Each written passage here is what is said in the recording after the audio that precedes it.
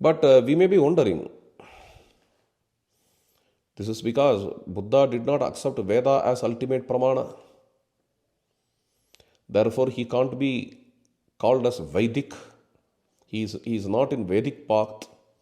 For the same reason, Buddha was condemned by the great philosophers of Sanatana Dharma, like Shankara, Ramanuja, Madhva, Vallabha, so on and so forth. Buddha's theories, various theories are condemned. Nairatmyavad. Buddha doesn't accept the eternity of self, eternity of Atman, soul. Buddha doesn't accept eternity of God. Therefore, he doesn't accept God at all. Nothing is eternal in Buddha's theory. In that nothing, Ishvara is also included. Atman is also included. Veda is also included. His Nairatmyavada, his Kshanikavada, all these things were critically scrutinized, analyzed, logically condemned by the great philosophers like Kumarila Bhatta, Shankaracharya, Ramanujacharya, Madhvacharya, and so on and so forth. Then how come that Buddha is taken to be an avatar? While people are getting bewildered with these things, they make their own views to justify this. Therefore, some people say that there were many Buddhas. Siddhartha Gautama Buddha is different from incarnation Buddha, avatar Buddha.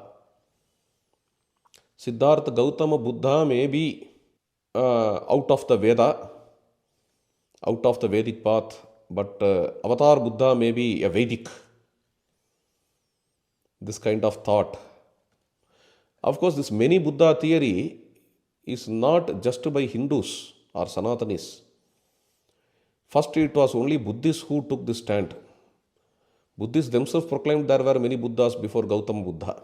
I don't know why they proclaimed like that. And Sanatanis also took that stand. Yes, Buddhists themselves are telling that there were many Buddhas. Among those Buddhas, one Buddha must be Vedic, who must be incarnation of Lord Vishnu. That kind of idea has come. Anyhow, Buddha mentioned in Bhagavatam, we know that this Buddha mentioned in Bhagavatam was against the Vedic path. That is how Bhagavatam says. Therefore, whether it is Siddhartha Gautama Buddha or some other Buddha, but that Buddha was against Vedic path, that is clear. In Bhagavatam, this 11th book, Ekadasa Skanda, the 4th Adhyaya, 22nd Shloka, talks about Buddha. It says, Vadaihi vimohayati yajnakritaha atadarhana. Buddha perplexes vimohayati. Buddha confuses some yajna performers through his debates and discussions. And he made them to go out of the Vedic path.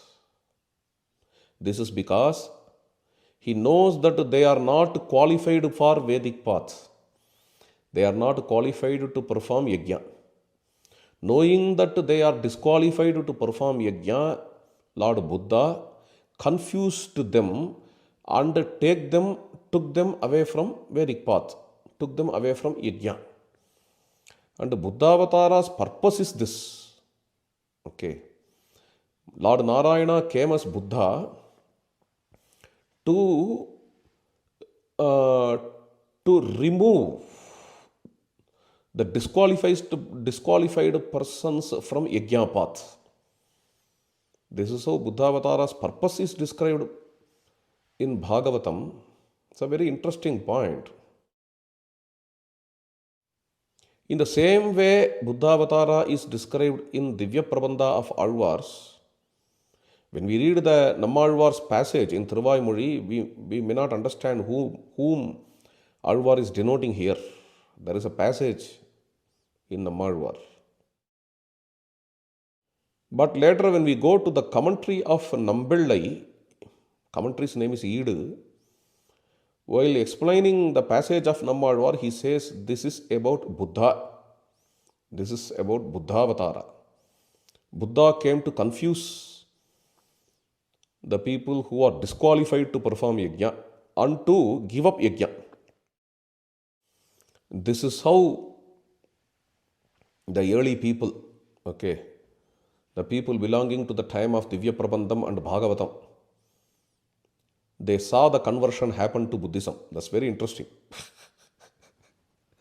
This is how they saw Buddha. A discussion in Brahma Sutra. In the text of Brahma Sutra, the second chapter is named as Avirodhadhyaya, where several Purvapakshas, several oppositions like Sankhya and Saugata, all these things were condemned, criticized, analyzed. So the second Adhyaya starts, Avirodhadhyaya starts in this way.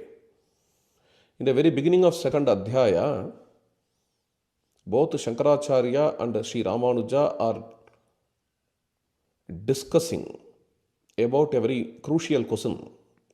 Here, Badarayana, the Brahma Sutrakara, is critically scrutinizing and condemning Sankhya philosophy.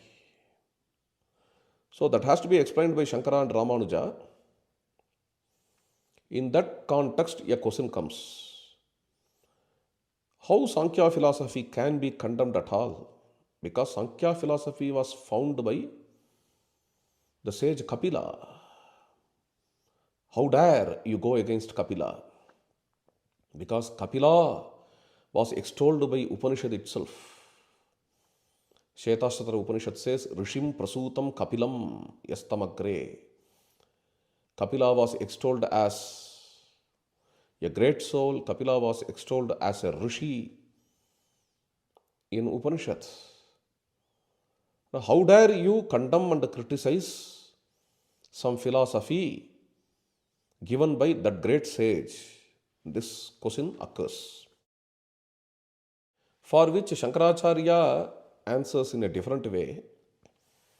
Shankaracharya clearly says there were two Kapilas. One Kapila was called as Kapila Vasudeva, and he was a different one who accepted the Brahman. But there is another Kapila, our own opposition, and this Kapila is different from that Kapila who was dealt in Shvetashvatara Upanishad. This is how Shankara sees this. But Ramanujacharya has an interesting answer. He says, in Shvetashvatara Upanishad, Kapila was described as a great soul, but the Upanishad doesn't say that you have to follow Kapila. Kapila may be a Rishi, Kapila may be a great soul, Kapila might have restrained his senses, Kapila may be a Tapasvi, but Kapila is not Pramanik. You can't accept him to be a sage of Pramana, right knowledge, right evidence. Therefore, you can't follow him. By this we derive, there are some great souls who can be respected for their virtues, for their self-restraint, for their Shama and Dhamma, for their, for their calmness and peace. But their teaching cannot be taken as pramana. Such kind of great souls can be there in the world. This is a very interesting Hindu stand. And in Hindu sampradayas, Buddha comes in this category. Hindu traditions accepted Buddha as a great soul to that extent that Buddha is an avatar. But Hindu traditions critically scrutinize Buddha's teachings and Buddha's philosophy. You can see this wonderful dichotomy in Hindu tradition. On one hand, Buddha's teachings like Nairatmyavad, Kshanikavad, they are critically scrutinized by the Hindu philosophers. On the other hand, Buddha was accepted as Vishnu's incarnation. Why and how? just because of his tall virtues.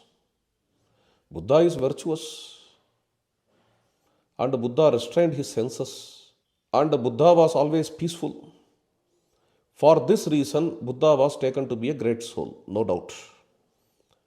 But Buddha's teachings cannot be followed. This is the stand Hindu Dharma takes.